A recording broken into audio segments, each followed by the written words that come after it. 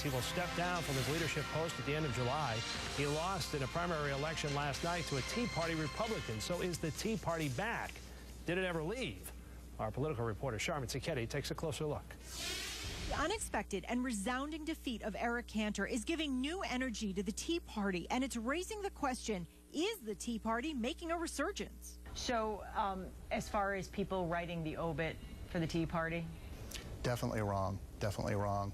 Patrick Humphries is the president of the Greater Boston Tea Party. He says the Tea Party has never gone away and that what happened in Virginia proves it. That tells you that that's a lot of feet on the ground, that people are very intensely interested in what's going on, that there's a groundswell. I mean, that's what the Tea Party has been, is a groundswell from the grassroots.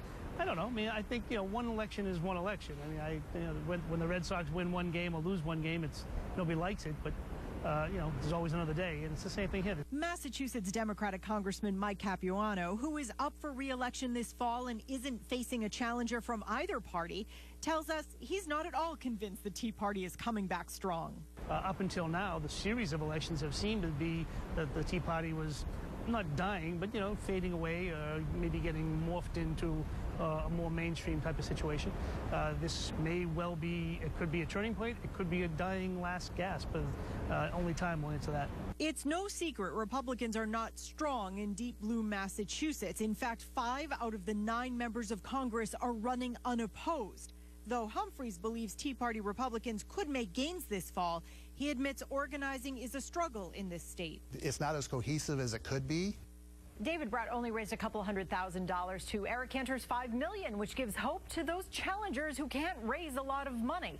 Congressman Capuano says he and other Democrats are waiting to hear the impact on House Republicans because he says he's wondering if this means moderate Republicans will be less likely to compromise. Charmin Cicchetti, The aftermath of a stunning primary defeat. We're tracking the fallout as Eric Cantor prepares to step down from his leadership role in the Congress. Plus, a Capitol Hill grilling the Secretary of Defense faces tough questions. Across the nation, the political world still buzzing after the historic defeat of House Majority Leader Eric Cantor in yesterday's Virginia primary. Republicans and Democrats are now calculating what's next. In the wake of this upset, our Alicia Palumbo joins us now with more on the defeat and what's ahead, Alicia. Well, Latoya, House Majority Leader Eric Cantor will leave office in January, but after his surprising primary loss to a Tea Party candidate, he has already agreed to step down as the #2 Republican leader in the House by the end of this summer. Capitol Hill is stunned after the primary election defeat of Republican House Majority Leader Eric Cantor. This is a 10 on the political Richter scale. They toss him out. I mean, I'm shocked.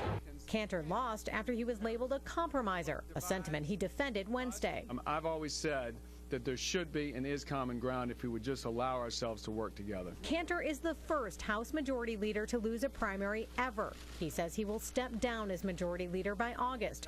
But as Speaker John Boehner's right-hand man, Tea Partiers say this surprise defeat was a blow to Boehner, too. The people are going to make their decision, and they're tired of what's going on in Washington, D.C. in both parties. And I think that's the message D.C., the establishment, better hear today.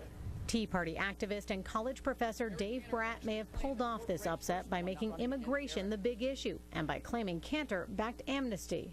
Amnesty at the end was a clear differentiator between myself and Eric Cantor. So this could translate into immigration reform being dead. The fear-mongering has created an entire disconnect from that cause. And any GOP deals with the White House look much less likely now. Eric Cantor shows anybody can be beat in a Republican primary, so all Republicans are on edge. Now, this primary has really shaken up politics in Washington. The Tea Party is energized. Democrats are once again claiming the GOP has been taken over by extremists, and many Republicans don't know what to make of it. It's still unclear who will take over as House Majority Leader when Eric Cantor steps down. Latoya? Oh, this is one to watch. Alicia Palumbo live for us. Thank you. And tonight we wanted to know if you think Republican Eric Cantor's defeat by a Tea Party-backed candidate, David Brat, is a sign of trouble for the Republican Party in upcoming elections. 54% said yes, 26% said no, 20% says it's still too early to know.